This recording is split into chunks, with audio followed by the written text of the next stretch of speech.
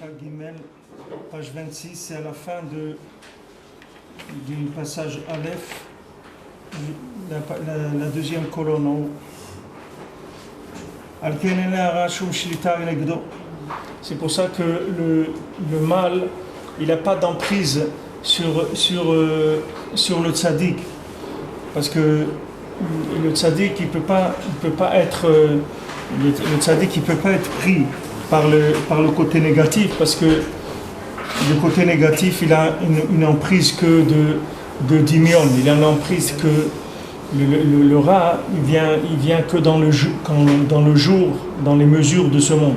Une fois que quelqu'un il est sorti des mesures de ce monde, il est sorti de l'imaginaire de ce monde, il n'y a pas d'emprise sur le tzaddik. Et quand maintenant on se trouve en présence de ce tzaddik, alors automatiquement le mal qui est en nous, c'est pas du mal comme on a dit, c'est pas un mal qui est viscéral, ou c'est pas un mal qui est à l'essence de la personne, c'est rien qu'un mal qui a été accumulé par les bêtises qu'il a faites lui dans sa vie, ou que ses parents ils ont faites, ou ses grands-parents, jusqu'à Adam Arishon, depuis là-bas, il y a eu des emprises de choses négatives dans le temps. C'est ça qui s'est collé à lui. Donc c'est uniquement des choses qui sont venues, c'est comme des vieilleries, c'est pas des choses qui sont, il n'y a rien de vrai là-dedans. C'est que des choses qui sont uniquement l'expérience du monde qui a amené le mal à coller à chacun, c'est-à-dire c'est des erreurs qui ont été accumulées. Alors chez le tzaddik, il n'y a pas cette chose-là.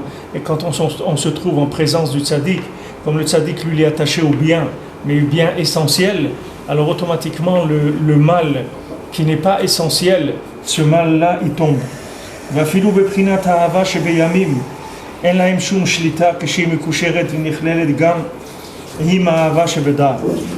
le chidouche, c'est que même la ahava chez Beyamim, c'est-à-dire que même maintenant, quand quelqu'un il a trouvé du bien, que c'est un bien qui est relatif à ce monde, qui est un bien qu'il a trouvé dans la matière, même ce bien-là, le tzaddik, avec la présence du tzaddik, ce bien-là, il peut être débarrassé de toute source négative.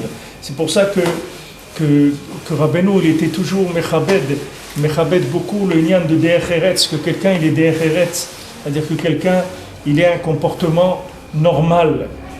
Rabbeinu, il était contre le fait que, parce que quelqu'un il est religieux, il doit être anormal, que religieux ça veut dire sortir de la norme. Parce que si maintenant pour être religieux on doit sortir de la norme, ça veut dire que notre religion elle a un problème. Parce que la religion, c'est-à-dire l'attachement à Hachem, la Emouna, la Torah, c'est quelque chose qui est complètement dans le derech eretz. Puisque maintenant tout le derech eretz il a été créé par la Torah. Donc c'est pas possible maintenant qu'il y ait des halakim du derech eretz, des parties de derech eretz, de savoir-vivre, des lois, comme on dit, de bienséance, que ces lois-là, elles soient profanées par la Torah, puisqu'elles viennent de la Torah. Donc c'est impossible qu'elles ne soient pas en accord avec la Torah. Mais seulement les gens, c'est plus facile pour eux en général. Quand ils voient qu'ils ont une difficulté à révéler le bien qui se trouve dans une situation, qu'est-ce qu'ils font? Ils rejettent la situation avec le bien et le mal, en disant, voilà, cette situation, c'est pas pour nous. Mais la Torah, c'est pas comme ça. On vit pas dans la Torah comme ça. Parce que ça, c'est uniquement de la fainéantise ou de la flemme ou de la peur de rentrer dans l'épreuve du tri. Parce qu'il y a un tri à faire. Maintenant, partout, il y a du bien. Du moment maintenant où quelqu'un il est attaché au tzaddik, il n'a pas peur. Il n'a pas peur. Là où il va, il récupère le bien qu'il y a. Mais il ne peut pas rejeter toutes les situations dans lesquelles il a peur que le mal il l'attrape, parce que dans toutes les situations il y a du bien, partout il y a du bien. Donc quand quelqu'un il doit être amené à vivre dans ce monde, il a besoin d'une parnassa, il a besoin de se marier, il a besoin d'une maison, il a besoin d'éduquer ses enfants, il a besoin de s'habiller, il a besoin de beaucoup de choses qui font partie uniquement du derech eretz. Maintenant ce derech eretz là, c'est le tov qu'il y a dans les yamim. C'est-à-dire, il y a du tov dans les yamim, il y a du tov dans le temps. Ça, c'est le derech eretz, c'est le tov qu'il y a dans le temps. Donc, quelqu'un, il ne peut pas dire au nom de la Torah qu'il va rejeter le derech eretz, parce que c'est pas vrai. C'est pas vrai. La Torah, elle n'a pas c'est pas une anti-derech eretz. Au contraire, la Torah, elle te dit derech eretz kadma la Torah. Va t'arranger d'abord, comme on dit, va te coiffer, va t'habiller d'abord et tu reviens. sois présentable d'abord et tu reviens. Maintenant, il y a des postes, que vous demandez pour travailler. On demande par exemple que la personne elle soit mariée. Pourquoi on demande qu'il soit marié? Quel rapport? Quelqu'un va travailler dans un garage. Quel rapport qu'il y a s'il est marié ou pas? C'est pas sa femme qui va travailler au garage, c'est lui. Pourquoi on lui demande qu'il soit marié? Parce que non, on veut des filtres. On fait des tris de DRRET. C'est-à-dire on cherche quelqu'un qui soit déjà engagé socialement dans un certain niveau. Et ça fait partie de la Torah. Alors le tzaddik, lui, il n'a pas peur de ça.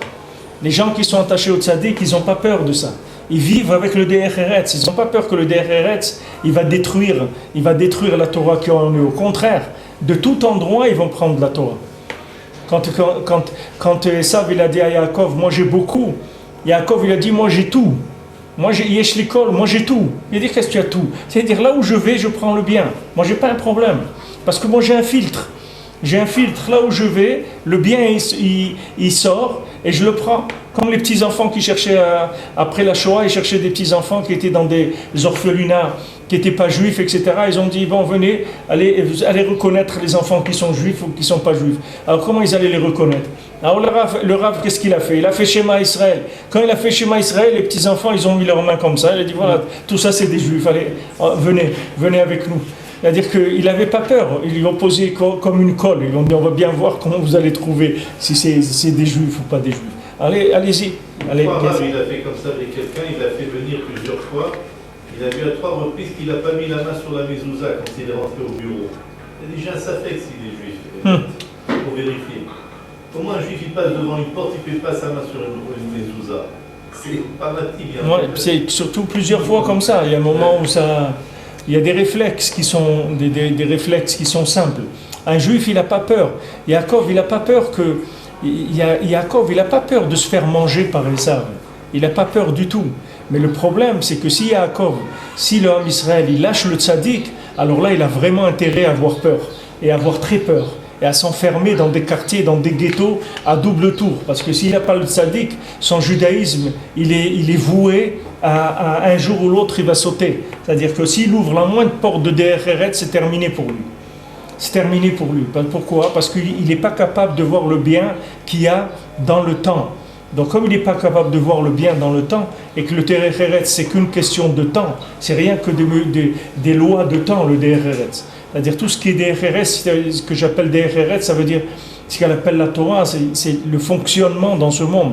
C'est-à-dire tout ce qui est fonctionnel dans ce monde, tout ce qui est parnassa, rapport humain, et les échanges commerciaux ou autres, tout ce qui est des échanges entre les individus, tout ce que la personne a besoin pour pouvoir vivre dans ce monde. Si quelqu'un n'est pas attaché au tzaddik, alors là c'est dangereux pour lui. Parce que là vraiment, comme le bien qu'il y a dans ces endroits-là, il est très faible. Il n'y a que le tzaddik qui peut révéler le bien qu'il y a dans ces endroits-là. Parce que le bien, il est faible. Il n'est pas intense. Il ne se révèle pas de façon intense, comme on a expliqué déjà plusieurs fois, pour pas justement alimenter la klipa, alimenter le négatif. Alors la Torah qui se trouve dans ces endroits-là, elle est très cachée. Mais quand le tzaddik y vient, la Torah, elle sort tout de suite qu'il y a dans ces endroits-là. Parce que tous les emballages, toutes les déformations qu'il y a dans tous ces endroits-là, ils disparaissent complètement. Parce que quand le tzaddik qui vient, il attache tout de suite ce bien avec l'essence même du bien. Donc tout ce bien qui était relatif, il reconnaît tout de suite l'absolu. Tout de suite, il se met en rapport avec l'absolu. C'est immédiat. Donc il n'a pas à avoir peur. Quand maintenant Yoshua Benoun, il va avec les Meraglim et tout, Yoshua Benoun, il n'a pas peur, parce que lui, il est toujours avec Moshe Rabbeinu. Donc lui, il n'a pas peur. Il sait que là où il va aller, il va réussir ce qu'il a à faire. On ne peut pas l'attraper, Yoshua Benoun. Il ne peut pas se faire attraper par les Meraglim. Les Meraglim, c'était des grands tzadikim. Ils étaient 12. Si vous enlevez les deux qui ne sont pas fait attraper de Kalev Ben Yefouné et Yoshua Benoun, ils étaient 10. C'était 10 tzadikim. C'était pas des tzadikim stam, des grands tzadikim. Si vous amenez un Meragel de l'époque des Meraglim, vous prenez un de là-bas, de tous les noms qu'on cite des Meraglim, que c'était tous des chefs de tribu, vous amenez un aujourd'hui, vous aurez le monde entier, il se prosternerait à ses pieds. Parce que c'est des gens qui étaient très très grands en Torah. Ils se sont trompés. Maintenant, qui est-ce qui Yeshua Benoun, lui, il ne va pas se tromper? Yeshua Benoun, il peut se tromper 10 fois plus qu'eux. Yeshua Benoun, il était tout petit par rapport à eux. Mais seulement Yoshua Benoun, il était avec Moshe Rabbeinu. Donc lui, il est venu, il a dit, mais non, c'est super Eretz Israël, les écoutez pas ce qu'ils racontent, c'est des bêtises. Moi, je vous dis que c'est super, c'est nifla, on va aller, vous allez voir, c'est rien du tout. C'est rien du tout, tout ce qu'ils vous disent, c'est rien. Tout ce qu'ils vous racontent, c'est des bêtises. Vous allez vous venir, vous installer, vous allez avoir Parnassa, vos enfants ils vont être heureux, vous allez sortir le Shabbat, vous n'allez pas avoir peur de sortir le Shabbat, vous promener. Même si vous avez fini le repas vendredi soir, on était à 2h du matin, vous sortez, vous promenez, il n'y a aucun problème, vous pouvez aller où vous voulez et tout. N'ayez pas peur, vous pouvez venir, il n'y a aucun problème. Parce que Yoshua, le fait qu'il était attaché à Moshe, il voyait le bien, il se révélait tout de suite à lui comme il est, pas avec l'emballage. Les autres, ils ont vu l'emballage. Quand ils ont vu l'emballage, ils ont pris peur. Ils ont dit, ils ont dit mais c'est quoi? C'est un pays de géants où il y a des trucs, etc. Ils ont vu que des choses qui faisaient peur. Ils ont vu que des choses grandioses dans l'emballage. C'est sûr, si quelqu'un il voit un emballage énorme, comme ça, qui avec des protections et des trucs et tout, il dit, mais c'est pas pour moi, ça c'est trop dur, comment je vais arriver à faire ça? Mais Yoshua, il n'a pas ce problème-là, parce que Yoshua, là où il vient, avec le Koach de Moshe, le bien qu'il y a dans les midot, c'est-à-dire le bien qu'il y a dans les mesures, il sort tout de suite, il se débarrasse tout de suite de son emballage. Et il voit, Béhémet, que c'est bien. Il leur a dit, quand il leur a dit, mais je vous dis que c'est bien. On était là-bas, et venez, on y va, vous allez voir, c'est super et tout. Et les autres, ils ont commencé à parler de l'emballage, à dire non, là-bas, les gens, ils te bousculent dans l'autobus, ils passent devant toi à la banque, ils te renversent le falafel dans la rue, ils te truquent, ils étaient à la station-service, ils te truquent à ça, et la carte bleue, ils te prennent ton numéro de carte bleue, ils te font des trucs avec, ils encaissent 2 fois, tout ce qu'ils ont pu sortir comme bêtises, ils les ont sortis. Mais Yoshua Benoun, il ne peut pas se faire avoir par ça, parce que Yoshua Benoun, il voit le tov qu'il y a dans les jours, alors que la plupart des gens, ils sont en lutte pour essayer de trouver le bien qui se trouve dans le temps. Mais quand le bien qui est dans le temps, il est attaché au tzaddik, alors ce bien-là, il ressort tout de suite. Et le mal qui l'emballait, il tombe. C'est-à-dire qu'on ne voit pas le mal, on ne voit pas la difficulté, on voit que le bien. Pourquoi maintenant quelqu'un, par exemple, quand il rencontre la femme ou l'homme de sa vie, comment quelqu'un il se marie, il décide de se marier? Est-ce que quelqu'un, maintenant, quand il va se marier, on commence à lui faire la liste de tous les problèmes qu'il va avoir dans sa vie? Et il va avoir des problèmes. Il va avoir des problèmes dans sa vie. Tout couple, il a des problèmes. Toute famille, elle a des problèmes. Est-ce que maintenant, quand quelqu'un il se marie, le jour où il rencontre sa fiancée et qu'ils vont se promener, ils vont manger une glace ou un café, ils vont rigoler, etc. Est-ce que maintenant, ils sont en train de voir toutes les difficultés qu'ils vont avoir dans leur vie? Est-ce qu'on va lui dire à la jeune fille, tu sais, quand après tu voudras avoir des enfants, ne crois pas, c'est facile d'avoir des enfants. Et la nuit, ils te réveillent, et des fois, ils te réveillent plusieurs fois, et quand ils font les dents, c'est comme ça, et quand c'est comme ça, et jusque tu arrives, après, il faut les accompagner à l'école, et après, les soucis de ça. Si on fait la liste à quelqu'un de tout ce qui va passer dans sa vie, mais il ne commence même pas, la personne. Elle dit, je laisse tomber, mais pourquoi maintenant la personne, elle ne voit pas ça? Pourquoi maintenant, quand quelqu'un il y a un couple qui se rencontre, pourquoi il décide de se marier? Parce que la lumière qui vient dans la rencontre, c'est la lumière de Ahava Shebedaat. C'est pas la lumière de Ahava Shebeyamim Midot. C'est pas l'amour qu'il y a dans le temps. C'est pas le bien qu'il y a dans le temps qui va les éclairer. C'est le bien qu'il y a au-dessus du temps. C'est le bien de l'origine de leurs âmes, à tous les deux. Comme cette âme, elle est que un. C'est cette lumière qu'ils reçoivent quand ils se rencontrent. Alors cette lumière-là, elle balaye tout. Et dit, on y va. Alors les parents, ils disent, mais où vous allez? Mais tu n'as même pas un métier. Et elle ne sait rien faire. Et toi, tu ne sais rien faire. Toi, tu n'as même pas un diplôme. Qu'est-ce que tu vas faire de ta vie? Voilà, allez, marie-toi. Et le mois prochain, tu vas venir pleurer chez nous pour qu'on te donne pour de quoi payer le loyer. Voilà, il va commencer à lui faire maintenant quoi? Il va lui commencer à sortir tout le mal qu'il y a dans les midot. Mais si quelqu'un il va dire, écoutez, vous pouvez me dire ce que vous voulez et tout, moi, cette fille, je l'aime, et on va faire notre vie ensemble, c'est tout, Nigmar. Mais où vous allez dormir, on ne sait pas, on va dormir dans une tente, on ne sait pas, sur le cotel, sur le mur du cotel, ni d'un côté, ni d'un autre, en haut, on met une tente, on dort là-bas, c'est tout. Voilà, on va se mettre là-bas, c'est tout.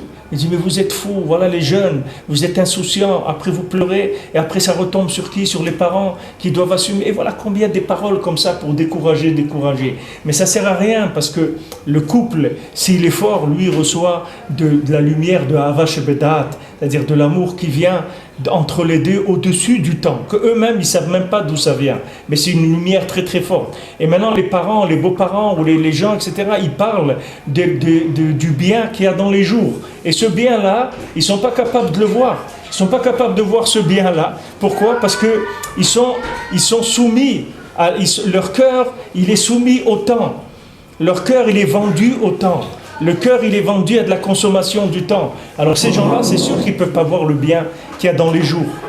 Mais celui qui a le srout de voir Ahava Shebedat, c'est-à-dire que maintenant, il réveille la Ahava Shebedat, que maintenant, dans les grands engagements dans la vie, c'est toujours cette Ahava qui vient, que ce soit pour le mariage, ou que ce soit pour sortir d'Égypte, quand quelqu'un il va faire tchouva. On lui dit aussi, mais c'est dommage, regarde, tu as un métier et tout, maintenant qu'est-ce que tu vas rentrer dans le monde religieux, tu ne pourras plus travailler. Tu vas venir maintenant si tu es directeur de la Banque de France, on ne va plus t'accepter si tu as des péotes et tout. Ils vont te dire, monsieur, ici on ne peut pas, il faut avoir, vous vous rendez compte, vous devez venir être représenté au Conseil économique européen et tout, vous n'allez pas venir comme ça avec une barbe et des papillotes comme ça, monsieur, il faut être sérieux et tout. Il dit, voilà, tu vas t'engager, ça y est, tu vas perdre ton travail, etc.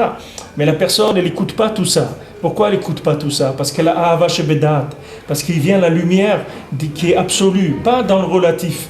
Alors maintenant, toutes les épreuves du relatif, c'est rien pour lui. Mais celui qui ne voit pas cette lumière-là, alors il reste en Égypte, il ne sort pas. Il va dire, mon cher Rabbeinu, mais ton histoire là, ton histoire là, c'est une catastrophe. Où tu vas nous emmener? On préfère rester en Égypte, nous. Où tu vas nous embarquer? Il n'y a rien dans ton projet. Il n'y a rien de concret. Tu nous dis, on y va. Ok, où on va? Où tu nous emmènes? Où? Donne-nous un plan, quelque chose. Où tu vas? Qu'est-ce que veut dire on va? Où tu nous emmènes? Toi-même, tu ne sais même pas où tu vas. Où tu veux nous embarquer? Dans le désert. Qu'est-ce qu'on va manger? On verra. Yerachem Hashem. Qu'est-ce qu'on va boire? Yerachem Hashem. Attends, on va voir des bébés. Un bébé il va naître dans le désert, il fait 45 degrés à l'ombre. Comment on va faire? Tu prends la responsabilité, s'il meurt le bébé, ne te fais pas de soucis. Oh, mais toi, il est trop léger ton truc. C'est trop léger, tu n'as rien, tu ne nous garantis rien du tout. Il n'y a aucune garantie de quoi que ce soit. Alors maintenant, c'est vrai que maintenant, dans les yamim, dans les midot, c'était difficile de trouver une solution aux choses. Mais le fait qu'il y avait Ahava Shebedat, le fait qu'il s'est réveillé, qu'elle s'est réveillée la Neshama, l'amour d'Hachem, le côté infini qu'il y a dans chacun, que la personne elle s'est mise à aimer Hachem, mamash de tout son être, à ce moment-là, la personne elle sort. La personne elle sort, c'est fini. Tu peux lui dire ce que tu veux. Tu lui dis, ouais, mais c'est un désert, etc. Elle dit, j'y vais, c'est tout. J'y vais. Moi, j'y vais. Et on voit que c'est ça qui a sauvé l'homme Israël. C'est pas le niveau des gens. C'est le fait que maintenant, les gens ils sont engagés sans aucune connaissance dans les midot, c'est-à-dire dans le temps. Ils n'ont pas validé le vécu de la chose. C'est-à-dire comment on va faire. Comment on va faire? C'est sûr que quelqu'un il monte en Eretz Israël, il n'a pas de maison, il n'a pas de travail, il n'a rien. C'est notre madriga que quand quelqu'un il monte, il a déjà 2 maisons en Israël, il a déjà un travail, il est déjà installé, c'est autre chose. C'est sûr que ce n'est pas la même épreuve. Quand quelqu'un il vient vers Hachem et il ne sait pas où il va, Bichlal, ou quand quelqu'un il se marie et il n'a pas de... Combien de gens, même dans la Torah, des gens ils ne donnent pas à se marier, ils donnent pas à se marier à leurs enfants. Tant qu'ils n'ont pas une parnassa, ils disent ok, voilà. Ma fille elle est là, quand tu veux, tu as une parnassa, tu nous emmènes une fiche de paie, et voilà, elle est là. Faites les fiançailles et après vous attendez. Il faut attendre 2-3 ans, on attendra. C'est le temps qu'il faut que tu aies un métier, que vous puissiez faire quelque chose dans la vie. Vous allez aller vers quoi? Alors maintenant, eux, qu'est-ce qu'ils prennent? Ils prennent les midot dans le temps, mais séparés de la Ahava Shebedat, séparés du côté absolu. Ils prennent que dans le relatif, que le côté relatif des choses. Alors quand on prend que le relatif des choses, alors c'est une catastrophe, c'est sûr. Surtout le niveau qu'on a, c'est sûr que c'est catastrophique. Si on n'attache pas ce relatif à l'absolu et qu'on voit qu'Akadosh Baruch Hu va aider, pourquoi? Parce qu'Akadosh Baruch Hu, malgré tout ce qu'il y a dans le monde, Hachem nous a toujours aidés. Toujours sauf le Ham Israël, il a eu ce qu'il devait avoir. Et même si maintenant il y a eu des miraglim, et même si on a reçu ce qu'on a reçu dans le Midbar, et que même on n'est pas rentré, la génération du Midbar, elle n'est pas rentrée en Eretz Israël, et sauf ils sont morts tous. quand même jusqu'à l'âge de 60 ans, Hachem il n'a pas été cruel avec le Ham Israël. C'est-à-dire que même ceux qui ont fait les Meraglim et qui ont fait toutes les bêtises qu'ils ont faites, ils ne sont morts qu'après l'âge de 60 ans. Ils ne sont pas morts jeunes. Il n'y a personne qui est mort jeune dans le désert par le fait qu'il y a eu les Meraglim. On voit des chassadim d'Hachem qui montrent que Béhémet, il y a une Ahava, que cette Ahava elle est dans l'infini, elle n'a rien à voir avec le relatif. Elle est dans l'absolu mamash.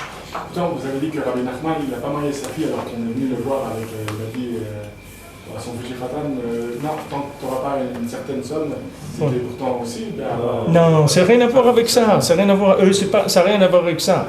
C'est comme quand Rabbi Nachman, quelqu'un il est venu, il lui a amené un pidion, il lui a amené une tzedaka pour qu'il ait une Yeshua, parce qu'il devait avoir sa femme, elle était très très malade.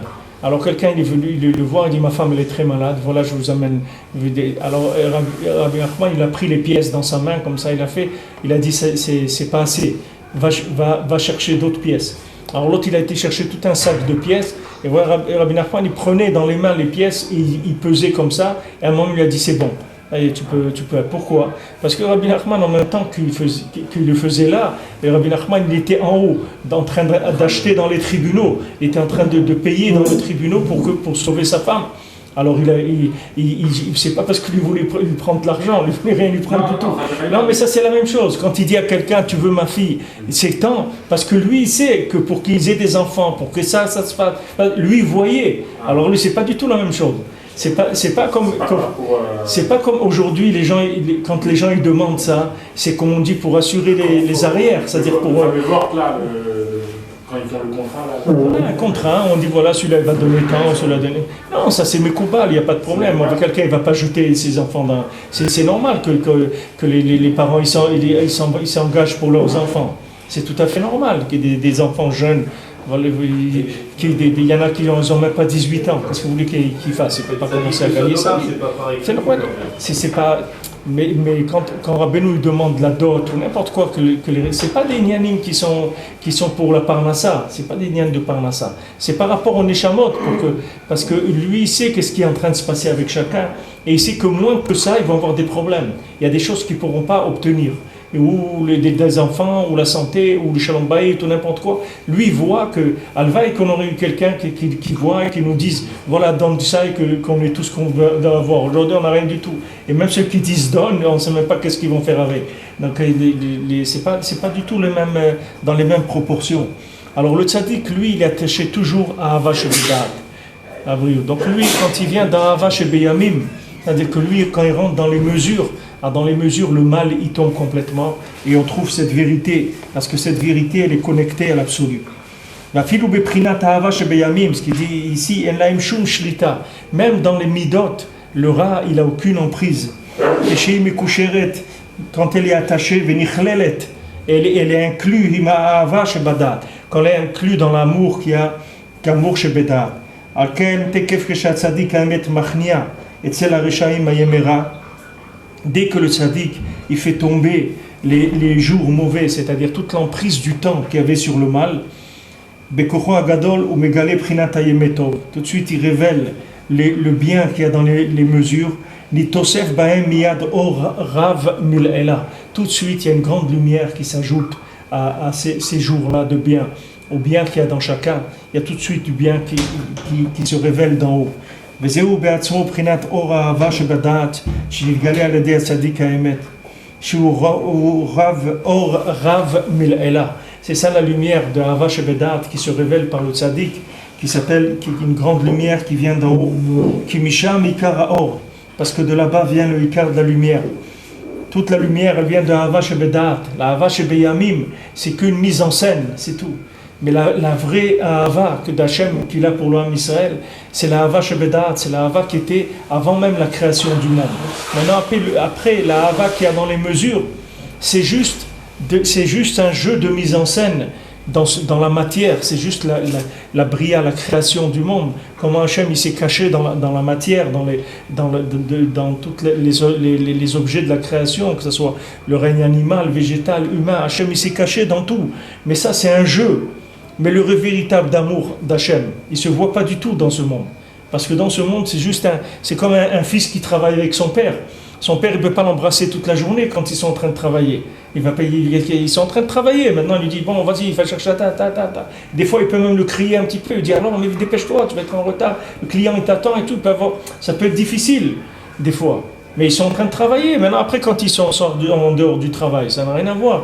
Quand maintenant il y a une joie familiale ou autre, alors l'amour du père, il se révèle. Ça n'a rien à voir avec les rapports dans l'entreprise. Ça, c'est pareil. Nous, le rapport qu'on a avec Hachem dans ce monde, c'est rien du tout par rapport à l'amour qu'il a Hachem pour nous. Hachem nous a mis une mise en scène pour qu'on puisse acquérir une richesse extraordinaire de révélation d'Hachem. Donc, il a fait une mise en scène dans laquelle on va le chercher.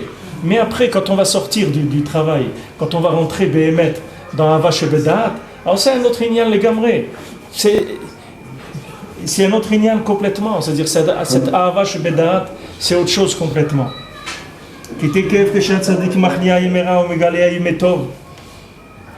Parce que tout de suite, quand le tzaddik il révèle le bien,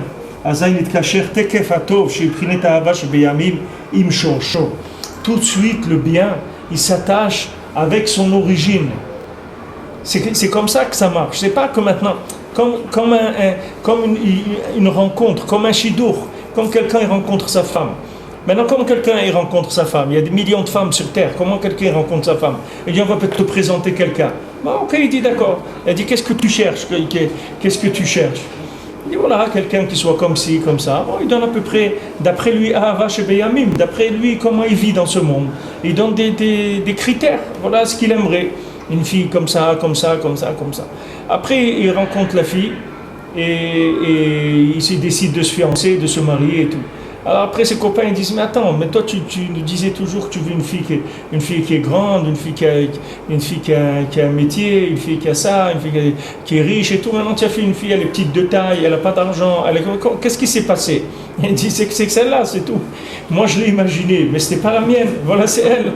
La preuve, c'est que quand je l'ai rencontrée, ça y est, j'ai décidé que c'était elle. C'est ça la Hava Shebedat. C'est-à-dire quand pendant la lumière du Shoresh, elle se révèle, tout de suite, la Hava Shebeyamim, elle reçoit de cette lumière-là. Et ça change complètement toutes les données. C'est fini. Vous avez quelqu'un, il est pachoute comme ça, quelque part, il travaille dans un endroit, et d'un coup, vous voyez, il part, il dit, où tu vas? Il dit, je monte en Israël. Mais qu'est-ce que tu vas faire en Israël? Mais tu as un métier, t'es fou, dans 10 ans, tu as la retraite, tu vas toucher des trucs, tu vas voir ça. Et il dit, prenez tout, prenez la retraite de Russie, prenez tout ce que vous voulez, laissez-moi tranquille, moi je m'en vais. Il dit, mais qu'est-ce qui t'a pris? Qu'est-ce qui m'a pris? Je ne sais pas, mais je m'en vais. C'est tout. Pourquoi? Ahava Shebedat, elle est venue le chercher. C'est pour ça aussi que nous tous, on a fait tchouva. Comment les gens sont venus vers la Torah? C'est rien que parce que le tzaddik, il est mégalé à Ahava Shebedat dans Ahava Shebeyamim. C'est-à-dire un juif, vous le prenez, il est là où il est pris, il est là où il est. Comme une fois, quelqu'un, il était devant le Gaon de Vilna, un juif, il a mangé une pomme. Et alors le Gaon de Vilna lui a dit, il faut que tu fasses la bracha. Il lui dit, mais moi je fais rien du tout de la Torah. C'est pas rien que ça que je fais. Moi je fais pas rien du tout. Je fais pas ni Yom Kippour, ni Kasher, ni Shabbat, ni rien. Il dit, qu'est-ce que vous me dites, faites la bracha? Il dit, mais ça change rien. C'est pas parce que tu fais rien que tu dois pas faire ça aussi, tu dois le faire. C'est pas, ne crois pas parce que tu fais rien, alors ça veut dire que tu es rentré dans un cycle de généralité. Chaque fois que tu fais pas la bracha, c'est un problème. Tu dois faire la bracha. Alors de ça, il a fait tchouva. Pourquoi il a fait tchouva? Parce que quand c'est un tzaddik, il t'amène la Hava Shebedat dans Hava Shebeyamim. C'est pas que maintenant Hava Shebeyamim seulement. C'est pour ça que je vous dis tout le temps, les mélamdim, les enseignants qu'il faut pour vos enfants, c'est des enseignants qui ont de la émouna, qui sont attachés à Kadosh Baruch Hu. Il ne faut pas prendre des enseignants qui sont mignons et qui sont sympas et qui mettent du déodorant. C'est pas ça qu'il faut regarder. Il faut regarder que l'enseignant, il est attaché à Hava Shebedat. Parce qu'un enseignant, même quand il vous enseigne la halakha, même des choses simples, les plus simples de la Torah, dedans, il y a Hava Shebedat. Il n'est pas en train de vous enseigner une technique de vie, il n'est pas la leçon de morale. Nous à l'école, il y avait la leçon de morale, il y avait un petit carton blanc là, qu'elle avait la maîtresse tous les matins, sortait la leçon de morale. C'était comme ça, c'était obligé dans les écoles primaires, à mon époque.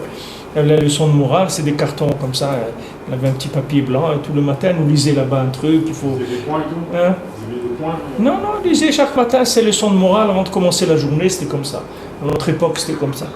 Maintenant, quand un rave, il enseigne, pourquoi chez les chassidim, on prend les gens les plus grands pour enseigner l'Aleph Bet?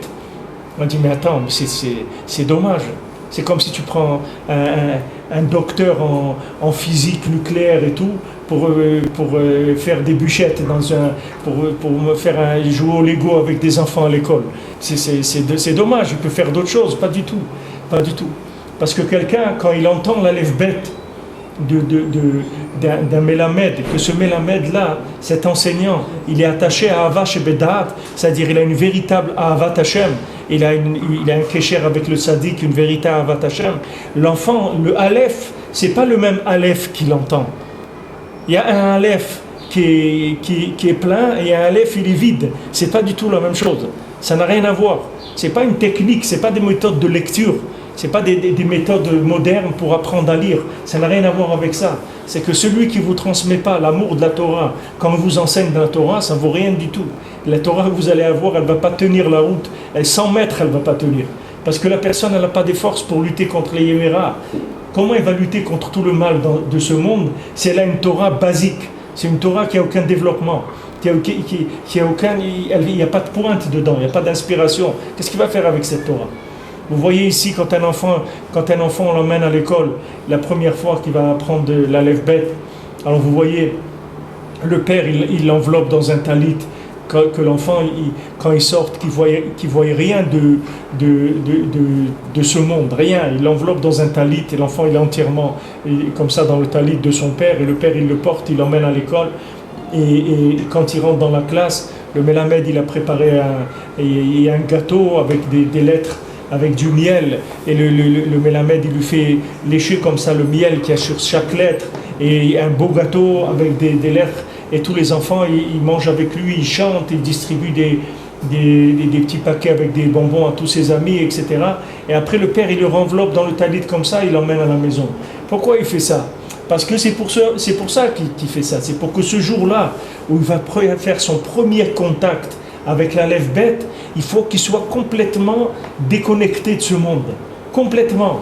Parce que le moindre microbe qui va rentrer dans ce jour-là, ça va avoir des répercussions incroyables dans sa vie.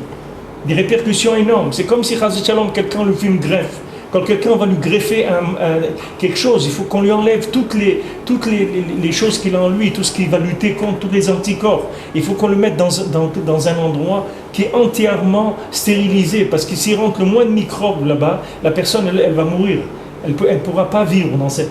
Là maintenant, quand on va apprendre l'Aleph Bet à un enfant, il va commencer l'Aleph Bet, c'est-à-dire qu'il va commencer à découvrir les lettres de la Torah qu'il y a dans le monde.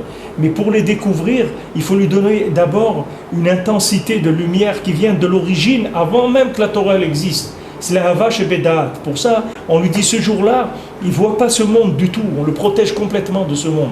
On le cache de ce monde. On lui dit maintenant, le jour où tu vas rentrer en contact avec l'Aleph Bet, ce monde-là, il n'existe pas. Et une fois après que tu as touché de l'Aleph Bet, après petit à petit, maintenant, tu vas commencer à jouer avec les deux. C'est-à-dire tu vas jouer avec l'Aleph Bet de ce monde et l'Aleph Bet de l'autre monde. Et tu vas jouer tout le temps avec eux. Tu vas savoir quand est-ce qu'il faut un petit peu baisser, quand est-ce qu'il faut un peu augmenter, comment passer dans ce monde, comment arriver à être un homme dans ce monde, et en même temps être un juif, et en même temps être un Breslev, et en même temps être un mari, et être un père, et être tout ce que quelqu'un doit être dans ce monde. C'est un jeu toujours entre les deux, une adaptation permanente entre les deux. Il y a des moments où je dois être complètement que homme, que derech eretz. C'est tout, je suis là pour servir, pour arranger, pour faire ce qu'il y a à faire. Et il y a des moments où je dois me retirer complètement de la matière, je dois sortir complètement. C'est le Shabbat, c'est-à-dire je sors, je monte complètement dans Ahava Shebedaat, c'est-à-dire dans l'origine intime, de mon amour intime avec Hachem, de ma Neshama. Je rentre en contact avec Neshama, avec ma Neshama, après je reviens encore dans la matière, comme les 6 jours de la semaine et le Shabbat.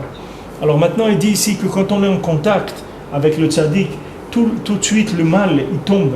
C'est pour ça que c'est important les fréquentations qu'on a, de fréquenter des gens qui sont engagés dans la Torah, des gens qui ont un passé. C'est-à-dire un passé, ça veut dire qui ont de l'expérience de l'autre monde, c'est-à-dire qui ont vécu des choses qui sont du shimouch, ce qu'on appelle des chachamim, c'est-à-dire qui viennent de l'ancienneté de la Torah. Pas de la Torah maintenant comme il y a dans la rue, de l'ancienne Torah, c'est-à-dire pas l'ancienne Torah, c'est pas de la vieille Torah, c'est de l'ancienne, c'est-à-dire qu'elle vient avant la création du monde.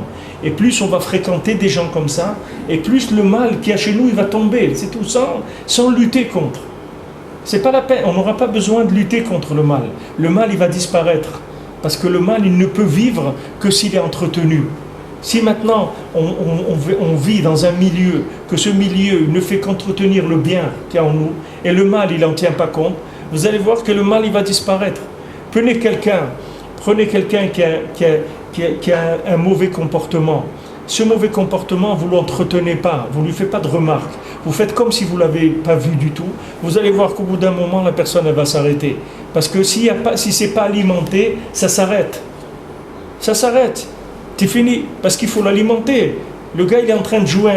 Prenez un gars qui joue tous les soirs au théâtre, il faut le payer. Si vous ne le payez pas, vous allez voir, il ne monte plus sur la scène. Pourquoi il monte tous les soirs, il rejoue la même chose? Parce qu'il est payé pour ça. Les gens, ils rentrent, ils payent des billets, lui, il est payé. Arrêtez de le payer, vous allez voir que le lendemain, déjà, vous ne le trouvez plus là-bas. Ça, c'est pareil. Quelqu'un, maintenant, si vous ne lui donnez pas de lumière dans ce qu'il est en train de faire, le truc, il tombe tout seul. Vous n'avez pas besoin. Tandis que si vous rentrez et vous battez avec lui, il attend que ça. Lui, c'est rien que ça qu'il attendait, c'est tout. Il y a des fois des gens dans les synagogues et tout, vous voyez, d'un coup, commence à crier ou à faire quelque chose qui est d'extravagant comme ça, qui sort complet. Les gens, ils sont tous calmes et tout. Lui, il se lève, il se met à crier. Maintenant, si vous avez le malheur de le regarder, ça y est, c'est fini. La pièce de théâtre, elle a commencé. Si maintenant personne ne le regarde, vous allez voir qu'il va s'asseoir, c'est tout. Il ne s'est rien passé. Qu'est-ce qu'il y a eu? Rien. Et après, vous sortez, il va venir vers vous, alors ça va, Shabbat Shalom et tout. Et il attend que vous disiez quelque chose sur ce qu'il a fait. Vous ne dites rien du tout. Ça y est, c'est fini. Il a pu recommencer. Parce que lui, il cherchait un public. Mais pour que si le public il n'a pas réagi, ça y est, la pièce, elle est terminée. On a fini. Pour ça que les fréquentations, c'est très important. Le milieu qu'on fréquente, les habitudes des gens, le dialogue des gens, la façon de parler, la musique qu'ils écoutent, les livres qu'ils lisent, l'habillement des gens, tout ça, la nourriture des gens, les parfums des gens, tout ça, c'est des choses qui entretiennent dans la personne des choses. Si maintenant vous vivez avec des gens qui sont entretenus par des niveaux de Torah qui viennent d'Ahava Shebedat, tout de suite le Ra qui a Beyamim il tombe. Tout de suite les combines qui sont dans le temps, elles disparaissent. Elles n'existent plus. C'est des combines de temps, c'est des combines temporelles. Et la plupart des gens, ils se font avoir et ils tombent là-dedans. Pour ça qu'il dit qu'en présence du tzaddik, tout le mal de la personne tombe. Il n'y a plus de mal. Parce que la personne, elle n'est pas mauvaise, il n'y a pas de mal dans la personne. Il y a uniquement qui s'est perdu. Et il a entretenu des erreurs, c'est tout. Il a entretenu des erreurs. Parce qu'il a pris un chemin qui était tordu. Ce chemin, il l'a amené dans un autre, et un autre, et un autre, il ne sait plus. Il est dans un labyrinthe, il ne sait plus comment s'en sortir. Mais Béhémet, lui, il est bien. Il a aucun problème. Seulement, il faut quelqu'un qui lui fasse briller ce bien-là, en l'alimentant avec l'origine du bien, qui est la Ahava Shebedat, qui est le bien absolu. Et ça, c'est que le tzaddik qui sait faire ce kesher-là. Le tzaddik sur terre, lui, c'est son travail. Son travail, c'est d'alimenter sans arrêt ça. Sans arrêt, même quand la fille de Paro, elle a vu Moshe Rabbeinu, elle a vu le berceau de Moshe Rabbeinu, qu'est-ce qu'elle a dit? Elle l'a pris, elle s'est marquée, elle l'a caché. Pourquoi elle l'a caché? Parce qu'elle a vu que c'était une grande lumière, que cette lumière-là, il fallait la cacher, parce que c'était une très grande lumière, Moshe Rabbeinu. Parce que voilà, il est venu pourquoi? Il est venu pour réveiller l'homme Israël. Comment réveiller? Vous croyez qu'il est venu les taper pour leur dire, allez, il faut vous réveiller? Pas du tout. Sa présence, elle a fait que les gens ils sont réveillés, c'est tout. Tout le problème, c'est de décrocher chez Hachem la venue de Moshe. Mais dès que Hachem il a décidé qu'il envoie le Goël, qu'il envoie Moshe, c'est fini le problème. Le problème, il est réglé. Parce que lui, sa présence, en elle-même, c'est la solution. Il n'y a pas besoin d'autre chose. Sa présence, tout de suite, elle va remettre les gens à leur place. Chacun, le bien qu'il y a en lui, va se réveiller. L'espoir, il va reprendre. Et chacun va dire, mais moi aussi, je peux y arriver. Allez, je vous suis, il n'y a pas de problème. On y va. Je suis partant, je vous suis. Je viens avec vous. Je viens. Mais je ne sais pas comment et tout, mais j'ai confiance en vous. Et je sens que ce que vous dites là, c'est vrai, c'est bien. Alors je viens avec vous. On y va, c'est tout. Tout le Inyan, c'est de décrocher que Hachem, il envoie le tzaddik. C'est ça qu'on a besoin. Du moment où Hachem, il envoie le tzaddik, ça y est, le problème du monde, il est résolu. Le bien, il va sortir. Le temps que ça va mettre, mais le bien, il va sortir. C'est-à-dire, le mal, il a perdu. Parce que ça y est, il y a un maître qui est venu. Même s'il y a eu ce qu'il y a eu, tout ce qu'ils ont pu lutter, des gens contre Rabbi Nachman pour faire des histoires, des trucs et tout, combien des tzadikim ils sont battus, etc. Mais ça ne servira à rien, parce que le bien de tout le Ham Israël et de toutes les nations, il va sortir. C'est uniquement une question de temps. Maintenant, on est en train de jouer les dernières générations, on est en train de terminer. C'est-à-dire que le bien, il va sortir, et ça y est, ça va se terminer. L'histoire du monde, elle va être réglée, on va passer à autre chose. Passer à une autre étape. C'est pour ça que Rabbeinu il a employé tous ces mots-là, Gamarti ve'egmor, Nitzarti ve'natseach, j'ai terminé, je vais terminer, j'ai gagné, je vais gagner, parce que Rabbeinu il a amené à Ahava shebedat. Donc du moment où il y a Ahava shebedat pour tout le monde, vous voyez combien de gens ils ne sont pas juifs, ils entendent les paroles de Rabbeinu, ils disent mais c'est quoi cette merveille-là? Ils s'attachent à Rabbeinu, ils aiment Rabbeinu. Des gens qui ne sont pas juifs, ils font une heure d'Hitbodedut tous les jours. Ils font Tikkun HaKlali tous les jours, parce qu'ils aiment Rabbeinu. D'où ils aiment? Qu'est-ce que ça veut dire, ils aiment Rabbeinu? Ça veut dire que le bien qu'il y a en eux, il est sorti. Il y a quelqu'un qui leur a fait sortir le bien qu'il y avait en eux. Ils ont entendu Rabbi Nachman, ils se sont réveillés. Ils ont dit, attends, mais cet homme-là, il parle de quelque chose qu'on n'a jamais entendu. Ici, il y a un message, il y a quelque chose, il y a un flux, il y a quelque chose qui n'a jamais existé dans le monde. Je n'ai jamais entendu ça. Jamais entendu quelque chose comme ça. Et voilà, ils commencent et ils voient que mamash, leur vie elle change, ils commencent à avoir autre chose dans la vie. Les yéméras ils tombent, c'est-à-dire toutes les mauvaises midot elles tombent, tout le sheker il tombe, ça y est, les gens ils avancent. Azaï kasher tekef atov sheibrinat ahava shebeyamim im shorsho she'ahava shebedat. Deze nidvatla achizat achitzonim legamre, faisait be'atzmo brinat or rav mil'ela. C'est ça, et donc maintenant il y a une emprise totale, il y a une destruction totale de l'emprise du mal. Parce qu'il y a de la lumière qui vient d'en haut, et il dit Haven advarim etev, comprend très bien ce qu'on a expliqué là. J'espère que je suis arrivé un peu à faire passer ça, mais le principe il est simple, j'ai répété 10 fois, mais le principe il est simple. Dans chacun il y a du bien. Ce bien-là, il a reçu des emballages et des déformations au cours des générations et au cours de sa vie. D'accord ? Maintenant, ce bien-là, pour sortir de toutes ces choses qui l'ont enveloppé, il a besoin de voir l'origine du bien. C'est-à-dire ce bien-là, comment il est quand il est détaché de toutes les fantasmes de ce monde. Alors ce bien qui s'appelle Ahava shebedat, l'origine même du bien, quand il descend vers le bien qui se trouve déjà en bas, tout de suite le sheker il s'en va. Et la personne elle est attirée par le bien, et même si elle est encore pas bien, qu'elle a encore des réflexes, des mauvaises habitudes, tout ça va s'estomper, c'est pas grave. Il faut pas regarder ça. Il faut regarder ce que la personne elle a décroché comme bien. Il faut regarder qu'est-ce que la personne elle a décroché malgré justement qu'elle est loin. C'est pour ça Rabbi Nathan il dit même si tu te considères comme le dernier des derniers, comme on a vu dans le cours jeudi soir sur Shabbat, même si quelqu'un, il dit là-bas, Rabbi Nathan, il dit même si quelqu'un, il est le dernier des derniers, et il a fait la plus petite mitzvah qui existe, et cette plus petite mitzvah, il l'a faite de la façon la pire qu'on peut faire cette mitzvah. Donc il a le tiercé, tous les trucs pires qu'il peut y avoir dans le bien. C'est-à-dire lui, il est le dernier des derniers. Il a pris la mitzvah la plus petite qui est. Et cette mitzvah, il l'a faite de la façon la plus tordue qu'on peut la faire. Il dit malgré ça, le salaire qui va toucher de ça, toute l'histoire du monde, avec tout ce qu'il y a dedans, ne suffit pas pour lui payer ça. C'est-à-dire qu'il est devenu très très très riche spirituellement avec ça. À coach quelqu'un qui a fait 2 mitzvot et 5 mitzvot et 1000 mitzvot et tout ce que quelqu'un il a fait dans sa vie, combien il doit être joyeux. Mais seulement l'emprise du Yetzer Hara, c'est que lui fait sortir l'emballage. Lui il fait sortir complètement que des éléments d'emballage. Il dit mais regarde comment tu es, mais regarde ce que tu fais, regarde ce que tu dis, regarde ce que tu as dans la tête, regarde ce que tu as dans le cœur. Mais il faut lui dire au Yetzer Hara, il faut lui dire arrête de m'embêter avec ça. Ça c'est pas moi. C'est pas moi. Moi tu sais qu'est-ce que c'est moi? Moi c'est les tefilin, le Shabbat, quand je prends mes enfants dans les bras, quand je fais de la tzedaka, quand je prie, quand je vais au Mana Rosh Hashanah, c'est ça moi. Tout le reste c'est pas moi. C'est des maillots du club que j'ai mis pendant le match, mais c'est pas moi. Mais il faut pas confondre. l'habillement que j'ai mis pendant que je devais jouer le match et qui je suis. Moi, je ne suis pas ça. C'est pas ça, moi. Moi, qu'est-ce que tu es en train de me sortir maintenant? Tous les défauts que j'ai acquis par le fait que j'ai traîné dans ce monde. Mais c'est pas de moi, ça. Tu vois bien que moi, ce que je fais, c'est ça que j'aime. Tu vois bien, c'est là où je suis. Et même si tu me dis que j'aime pas, c'est pas grave. J'aime pas parce que justement, j'ai eu beaucoup de défauts qui m'ont été collés et qui m'empêchent d'aimer ce que je dois aimer. Mais je sais ce que je dois aimer. Et je cherche ça sans arrêt. Et je veux m'attacher à ça sans arrêt. Donc arrête de m'embêter, d'essayer de me rendre triste. Taillez, arrête. Laisse-moi tranquille.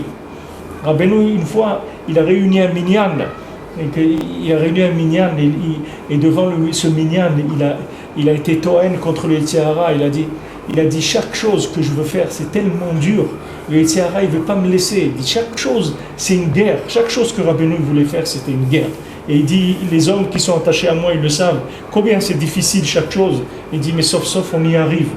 Et Rabbi Nathan là-bas il témoigne dans le Chaim Moharan, c'est passage 123 dans le côté Moharan, dans Chaim Moharan. Rabbi Nathan il témoigne, il dit que jamais Rabbeinu il a eu un moment de répit dans sa vie. Toute sa vie ça a été que de la guerre. Il n'a jamais eu un moment où il a soufflé. Jamais. C'était la guerre sans arrêt, sans arrêt, sans arrêt. Parce qu'il était embêté sans arrêt. Mais maintenant, pourquoi on l'embêtait? Parce qu'il savait lui, il n'avait pas de doute sur ce qu'il était venu faire. Il n'avait pas de doute sur la grandeur de ce qu'il est venu faire. Mais chacun d'entre nous, c'est la même chose. Chacun, quand il voit maintenant qu'il est attaqué de partout, au contraire, ça c'est la preuve de ce qu'il est en train de faire. Justement parce qu'il est attaqué, Rabbi Nathan il dit, justement parce que tu es attaqué, quelle valeur tu as? Justement parce que tu es attaqué. Justement parce qu'on t'embête sans arrêt, on essaye de te faire tomber, on essaye de te rendre amer, triste, etc., de te décourager parce que tu as un but sur terre. Celui qui n'a pas un but sur terre, qui est noble, on ne va pas le décourager. Qui est-ce qui va s'occuper de lui? Personne, il a qu'à faire ce qu'il veut, ça n'intéresse personne de toute façon. Qu'il fasse ou qu'il ne fasse pas, ça ne changera rien. Mais celui maintenant qui va changer l'histoire du monde, alors lui c'est important. Lui c'est important, comme la Gemara elle dit, il laisse tout le monde et il attaque rien que le Ham Israël. Il laisse tout le Ham Israël, il attaque rien que les tzadikim. Quelqu'un il m'a appelé pour un shidour, il dit voilà mon fils il va se marier avec une fille et tout, mais on a peur parce que les parents ils sont pas religieux, ils mangent du pain à Pessah, etc. Alors eux c'est une famille orthodoxe, il dit, on a peur, on ne sait pas qu'est-ce que ça va donner et tout. Je dis mais ces gens-là qui mangent le pain à Pessah, ces juifs-là, je dis mais c'est les meilleurs qu'il y a dans le monde, vous savez pas. Puisque pour la Gemara elle dit que le Yetzer Hara il laisse tout le monde et il attaque rien que les tzadikim. Donc c'est ceux-là les tzadikim. C'est eux qu'il a attaqué. Je dis vous n'avez pas attaqué, mais eux ils les ont attaqués. Regarde, il les fait manger du pain à Pessah. Pourquoi? Il leur a tourné la tête pour qu'ils mangent du pain. Parce qu'ils savent que c'est des gens qui ont une valeur énorme. Donc il essaye de les massacrer. Je dis maintenant il faut, au contraire, vous avez un mérite que votre fils il va se marier avec leur fille. Et au contraire, maintenant vous allez les aider. Et ils m'ont dit c'est vrai, Béhémet cette année à Pessah. Ils ont pas mangé de pain. Ils ont dit bon, comme notre fille elle est déjà fiancée avec un religieux et tout, on veut pas. Donc je dis regarde, vous voyez, ça y est, c'est devenu des tzadikim. De quoi vous parlez, Birla? Vous êtes en train de parler de quoi? Et ils sont pas religieux. Ils sont pas religieux. C'est ceux-là qui sont attaqués le plus. C'est les meilleurs. Les meilleurs. La Gemara dit les meilleurs, ils les attaquent. C'est les meilleurs. Ils visent les meilleurs. Donc tous ces gens-là que vous voyez qui sont loin, c'est là où il y a les plus grandes neshamot. Il faut les aider à sortir. Uniquement après le contact avec les tzaddik, avec les gens qui sont attachés au tzaddik, avec la Torah du tzaddik, ça même, ça fait tomber. Les gens, ils ne comprennent pas. Ils disent, voilà, mais comment on étudie, d'écouter au Moharan et tout, on voit, bon, Hachem, des yeshuot, là, des choses qui se passent dans notre vie, que ça nous change notre vie. Mais c'est parce que les gens, ils ont l'habitude d'apprendre des choses du cerveau, des choses qui sont dans les yamim, dans les midot. Alors eux, ils mesurent l'étude par rapport aux résultats. Mais ils font des études de l'écouter moral où la personne ne comprend pas grand-chose. Et elle voit qu'il y a un effet sur elle. Mais d'où ça vient que ça a un effet? Parce que ça vient de Ahava Shebeda'at. Ça ne vient pas d'Ahava Shebeyamim. Ce n'est pas un effet intellectuel. Ça n'agit pas sur l'intellect. Ça dit directement sur le cœur, dans les midotes qui sont dans le cœur. Ça ouvre le cœur. C'est métaher le lève. Ça purifie le cœur. Alors la personne elle voit la vie différemment après. Ça change. Les choses elles sont différentes après. C'est plus du tout le même rapport avec le monde. La personne elle vit pas, elle a plus les mêmes éléments. C'est-à-dire tout ce qu'elle a dans sa vie, ça n'a plus du tout les mêmes critères. Ça a changé. Les critères, ils ont changé. C'est pour ça qu'il insiste ici, Haven Advarim Hetev. Il dit comprend bien ce qu'il explique, parce que ce qu'il explique ici, c'est des choses extraordinaires. Bien sûr, avant, il a expliqué avec le nian de Hanouka, comment ça marche, le nerf de Hanouka, qu'on allume le nerf de Hanouka, et que Bémet Hashmonaïm là, une petite famille, elle a lutté contre tous les Grecs, et elle a décroché, non seulement qu'elle a gagné les Grecs et qu'ils ont retrouvé la Torah, mais que la Shrina elle est descendue en dessous de Asarat Fahim. Alors qu'avant Hanouka, jamais la Shrina elle descendait en dessous de 80 cm. Non seulement les Grecs ils nous ont pas eu, mais c'est nous qui avons gagné. Pourquoi on a gagné? On a gagné Mamash sur le terrain parce qu'on s'est libéré d'eux et on a pu reprendre la Torah au mitzvot, mais on a gagné que le fait que maintenant ils ont voulu nous empêcher de pratiquer le bien qui est en nous, ça nous a obligés à aller chercher des forces plus profondément. Donc on a fait descendre Hachem encore plus que ce qui descendait avant. C'est ça le lien que la vérote elle se transforme en mitzvot. C'est-à-dire que maintenant quand la personne, par exemple ils vous disent que quand quelqu'un il n'a pas un bras ou une jambe, alors l'autre bras, Bémet c'est 2 bras, c'est pas un bras. Parce que dans son cerveau, il a de l'énergie pour 2 bras. Maintenant, il n'en a qu'un. Alors, qu'est-ce qu'il met? Toute l'énergie de 2 bras et ça va dans un. Donc, il a le bras, il est très fort. Ou la jambe, etc. Maintenant, quand une personne, vous l'empêchez de faire sortir le tov, le bien qu'il y a en elle, parce que vous lui empêchez de faire la Torah, vous l'empêchez de faire le mitzvot, cette personne, elle va aller chercher de l'énergie à un niveau beaucoup plus élevé. Alors que si vous l'aviez laissé tranquille, cette personne-là, elle serait restée à peu près au niveau, elle était un peu plus, un peu moins, mais serait restée dans la moyenne. Maintenant, dès que vous l'avez attaqué, vous avez empêché de faire Torah et mitzvot, vous la rentrez dans une asphyxie par rapport au bien. Donc maintenant, elle a besoin de chercher le bien. Et quand vous l'empêchez, elle va aller chercher plus profondément. Plus profondément. Qu'est-ce qu'elle va faire? Elle va décrocher de la présence divine comme il n'y en avait pas avant dans le monde. Et on est sorti gagnant. C'est-à-dire que les Grecs, on leur doit ça, que la Shrina elle est descendue, maintenant sauver les gens qui sont par terre mamash, puisque la Shrina elle vient maintenant au niveau du sol. Jamais avant la Shrina c'est 80 cm. Tu veux t'en sortir, il faut que tu montes au-dessus de 80 cm. En dessous, je viens pas te chercher. Maintenant, après Hanouka, en dessous, même quelqu'un il est couché par terre complètement, la Shrina vient le chercher là-bas. Donc on a décroché ça. On a décroché parce que dans les Yéméra, on a cherché le Tov. Et comme les Yéméra, ils étaient très forts, c'est-à-dire qu'on a été énormément attaqués de façon terrible. Alors maintenant, du moment où on nous a attaqués de façon terrible, on nous a obligés à aller chercher le bien plus profondément. On a révélé à Vachebeda, donc Hachem, et on a permis à Hachem de descendre plus bas, comme dans toute l'histoire du Ham Israël. Quand on a fait le Vaudor, Hachem il a pu faire le Mishkan. Quand David Amelech il a fauté, le Teilim il a pu se révéler dans le monde. Et comme ça, chacun aussi individuellement, c'est pareil. Les gens ils croient qu'ils ont fauté, qu'ils ont fait des bêtises, etc. Mais c'est pas ça qu'il faut regarder. Il faut regarder combien quelqu'un il se renforce, combien quelqu'un il rentre pas là-dedans. Rabbeinu il a dit, il faut jamais se laisser abattre, il faut jamais se laisser casser, jamais ne se laisser abattre. Il faut savoir que plus on est attaqué, ça veut dire plus le magot il est gros. Si maintenant les gens ils prévoient d'attraquer le camion de la Brinks, parce que maintenant ils savent qu'il y a beaucoup dedans, c'est pour ça qu'ils vont l'attaquer. Maintenant si quelqu'un il voit qu'il est écrasé, Mamash, il essaye de sortir, on essaie encore, ça veut dire que Mamash, le bien qu'il a, il est nifla, il va sortir quelque chose de nifla. De la patience, il faut de la patience. Et si quelqu'un il peut rien faire, qu'il fasse rien, c'est tout, puis il regarde le ciel, qui dit merci mon Dieu, aide-moi mon Dieu, moi je suis ta créature, je peux rien faire. Toutes ces épreuves-là, tous ces ennemis, tous ces trucs qui viennent, sache-le, je reconnais, je suis incapable de lutter contre quoi que ce soit. Donc, ou tu m'aides, ou il y aura ce qu'il y aura. Mais je sais que tu m'aimes et que tout ça, c'est un film. Donc, je sais qu'on va se retrouver de toute façon, j'ai aucune chéla sur ça, j'ai aucun doute sur ça. Voilà, c'est tout ce qu'il faut faire, c'est tout quand ça ne va pas. Il n'y a rien d'autre. Il ne faut pas essayer de se battre avec le mal, parce que ça ne sert à rien.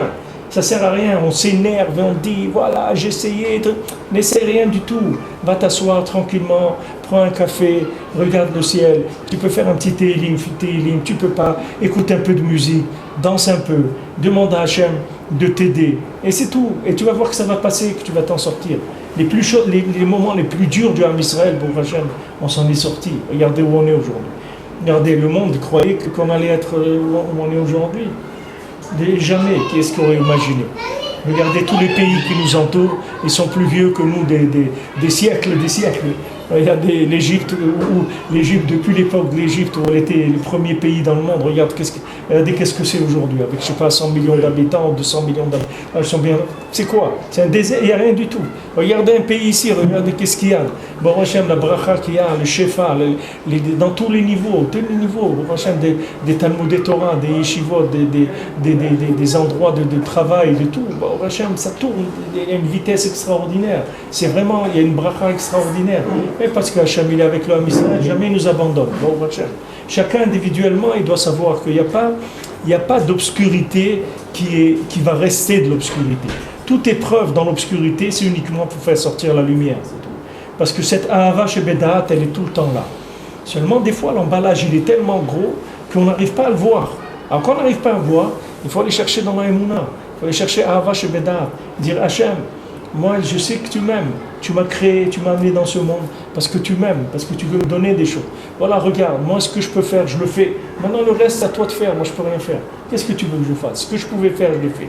Je ne suis pas contre toi, Chazvé Shalom. Tu vois que jamais j'ai dit des mots contre Hachem. Jamais fait des choses contre Hachem. Au contraire, tout ce que je peux faire, je le fais. Voilà, c'est pas grand-chose. Et voilà ce que je peux faire, c'est tout. Et en attendant, voilà, que tu m'aides, voilà, je suis là, c'est tout. Écoute ma prière par le scout des tzadikim, écoute ce que je fais, accepte mes actions, etc. Voilà, c'est tout ce qu'il y a à faire, il n'y a pas d'autre chose à faire. C'est pas très grand la chose, c'est pas très grand. Seulement il faut que ça soit fait béhémet avec le cœur, un peu de cœur dans des actions qui sont simples. Et même s'il n'y a pas d'action du tout, uniquement lever les yeux au ciel et soupirer et demander à Hachem, ça suffit.